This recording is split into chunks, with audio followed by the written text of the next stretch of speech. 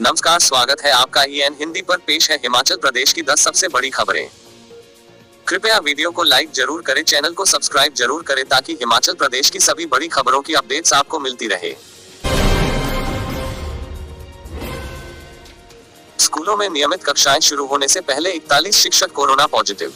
हिमाचल प्रदेश के सरकारी स्कूलों में विद्यार्थियों की नियमित कक्षाएं शुरू होने से पहले कई शिक्षकों की रिपोर्ट कोरोना पॉजिटिव आई है।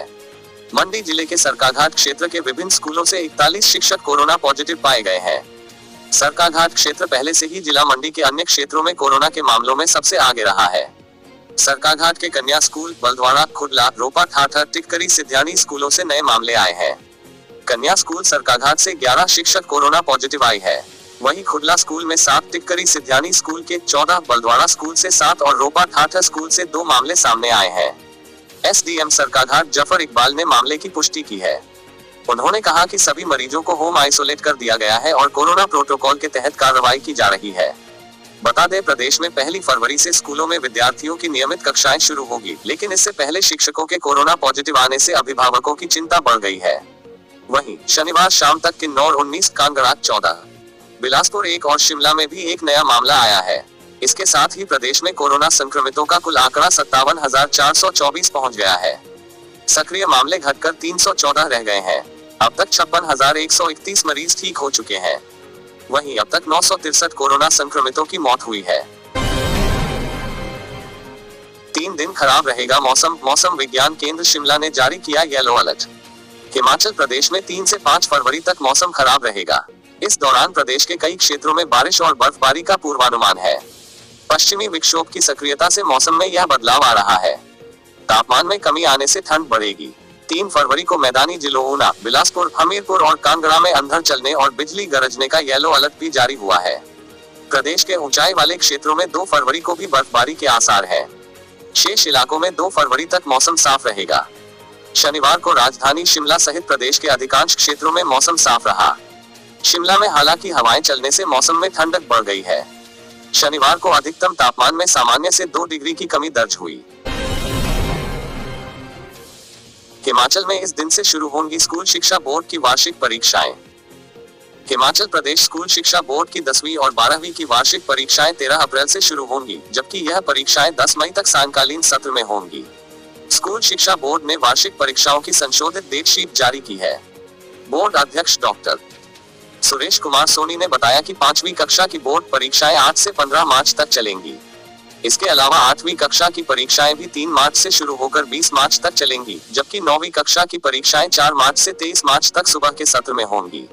वहीं जमा 1 की वार्षिक परीक्षाएं 2 मार्च से लेकर 26 मार्च तक सायंकालीन सत्र में होंगी।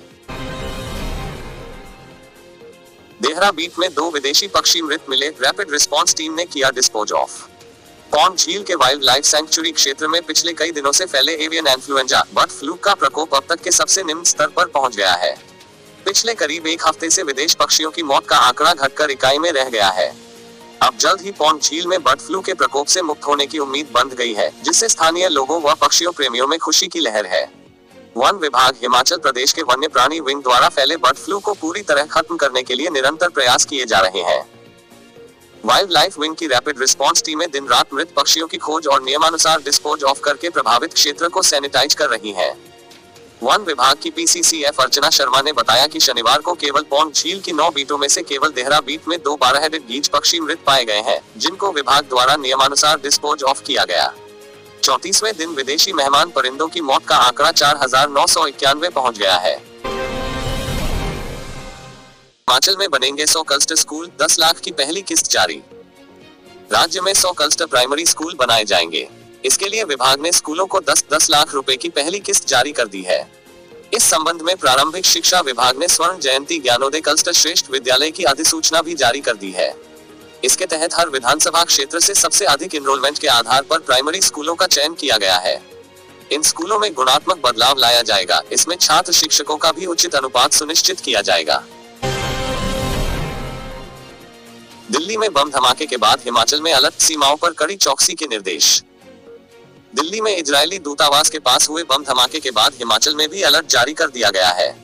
हिमाचल में अब सभी बस अड्डों व पब्लिक स्थानों पर चौकसी बरती जा रही है। हिमाचल प्रदेश के डीजीपी संजय कुंडू ने कहा कि राज्य की सीमाओं पर कड़ी चौकसी रखने के निर्देश दिए गए हैं। उन्होंने कहा कि हिमाचल में वैसे पुलिस पहले से ही अलर्ट है, लेकिन दिल्ली बम धमाके के बाद और चौकसी बरती जा रही है। संदिग्धों पर भी नजर रखी जा रही है। बता दें कि राजधानी दिल्ली में इजरायली दूतावास के पास शुक्रवार शाम को बम धमाका हुआ था। बताया जा रहा है कि इसमें कोई घायल तो नहीं हुआ था, लेकिन कुछ गाड़ियों को नुकसान पहुंचा था। हालांकि इजरायली विदेश मंत्रालय ने इसे संदिग्ध हमला बताया था। इस हमले के चलते अब हिमाचल की सीमाओं पर चौकसी बरती गई है। हिमाचल में भी किसी प्रकार की कोई घटना न हो, इसलिए पहले ही सुरक्षा व्यवस्था को पुख्ता किया गया है। नहीं थम रहा एनुअल फीस का मामला, सैकड़ों अभिभावक पहुंचे एसडीएम कार्यालय।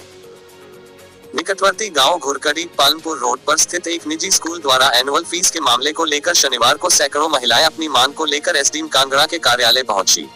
अभिभावकों व स्कूल प्रबंधक की आमने सामने एसडीएम कांगड़ा में बिठाकर बैठक की, लेकिन अभिभावकों का बार बार यही कहना है कि वह किसी भी सूरत में वर्ष 2020-21 की एनुअल फीस नहीं देंगे।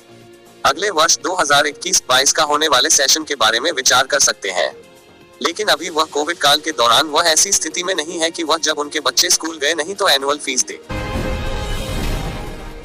अधूरे कोरम ने टाला कांगड़ा जिला परिषद के अध्यक्ष उपाध्यक्ष का चुनाव। आखिरकार वही हुआ जिसका अंदेशा था। जिला परिषद कांगड़ा के अध्यक्ष उपाध्यक्ष का चुनाव शनिवार को अधूरे कोरम के चलते 1 फरवरी तक टल गया। आज 11 बजे बैठक आरंभ होनी थी, लेकिन 12 बजे तक कोई भी सदस्य नहीं पहुंचा।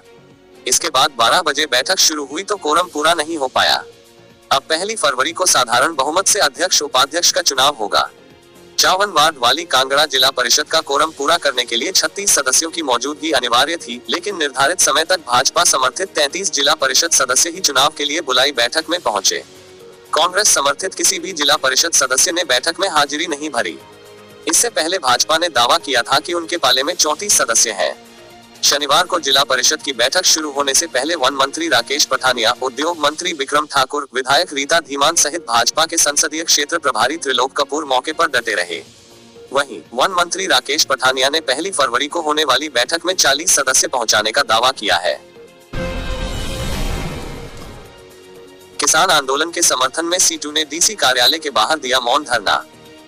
जनवादी संगठनों सीटू, एसएफआई व एचकेएस ने डीसी कार्यालय के बाहर किसान आंदोलन के समर्थन में व काले कृषि कानूनों के खिलाफ मौन धरना दिया। यह धरना शनिवार को राष्ट्रपिता महात्मा गांधी की प्रतिमा के सामने राष्ट्रपिता की पुण्यतिथि के उपलक्ष्य पर दिया।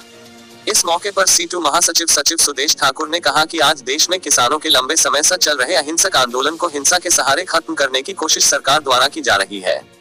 देश का किसान पिछले कई महीनों से सरकार द्वारा लाए गए 3 काले कृषि कानूनों के खिलाफ गांधीवादी तरीके से अपना रोष जाहिर कर रहा है, लेकिन सरकार और उसके समर्थक इस आंदोलन को हिंसा का सहारा लेकर बदनाम व खत्म करने की कोशिश कर रहे हैं।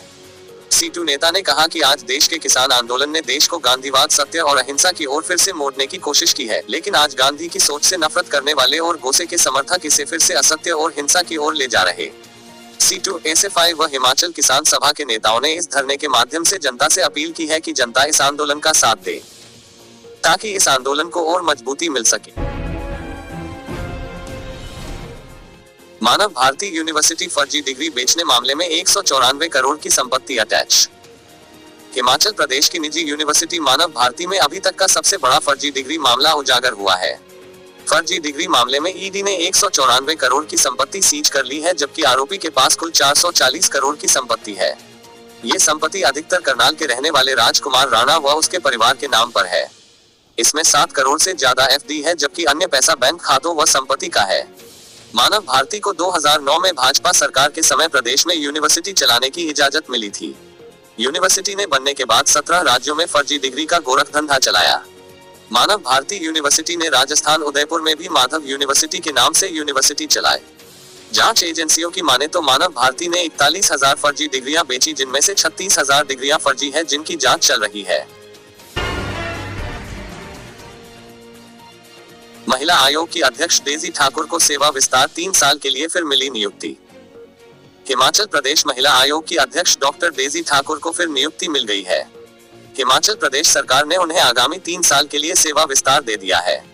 अतिरिक्त मुख्य सचिव सामाजिक न्याय और अधिकारिता संजय गुप्ता ने बताया कि 16 जनवरी को महिला आयोग के अध्यक्ष का कार्यकाल पूरा हो चुका है। अब डेजी ठाकुर को फिर से 3 साल के लिए सेवा विस्तार दे दिया गया है। गौरतलब है, डेजी ठाकुर का कार्यकाल पूरा होने के बाद राज्य सरकार ने उन्हें एक्सटेंशन नहीं दी थी। एक्सटेंशन देने या किसी अन्य नेत्री को महिला आयोग की अध्यक्ष बनाए जाने की फाइल मुख्यमंत्री कार्यालय के पास लंबित थी। इस पर मुख्यमंत्री जयराम ठाकुर ने अभी निर्णय नहीं लिया था। इस वजह से 16 जनवरी से अध्यक्ष का पद खाली चल रहा था। आयोग की अध्यक्ष की नियुक्ति 3 साल के लिए की जाती है। आमतौर पर सरकारें 3 वर्ष तक कार्य करती रही महिला आयोग अध्यक्ष को ही सेवा विस्तार देती आई है, मगर इस बार सरकार ने इस संबंध में जल्दबाजी में कोई निर्णय नहीं लिया था। हिमाचल में स्कूल कॉलेज खोलने को लेकर एसओपी जारी। हिमाचल में 1 फरवरी से खुलने जा रहे स्कूल कॉलेजों के लिए उच्च शिक्षा निदेशालय ने शनिवार को एसओपी जारी कर दी है। शिक्षण संस्थानों में फेस मास्क पहनना और 2 गज की दूरी को अनिवार्य किया गया है।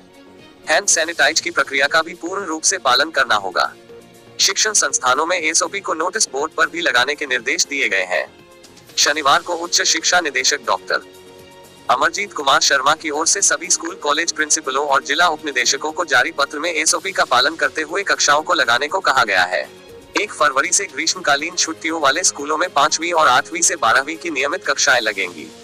डिग्री कॉलेजों में 8 फरवरी से कक्षाएं लगेंगी। शीतकालीन छुट्टियों वाले स्कूलों में 15 फरवरी से शिक्षण कार्य शुरू होगा। प्रदेश में स्थित निजी स्कूल भी इस व्यवस्था को अपना सकते हैं। शिक्षा निदेशालय ने सभी स्कूलों से 20 फरवरी तक स्कूलों में आने वाले विद्यार्थियों की संख्या और इस दौरान कोरोना संक्रमण की चपेट में आने वाले विद्यार्थियों और शिक्षकों का ब्यौरा भेजने को भी कहा है।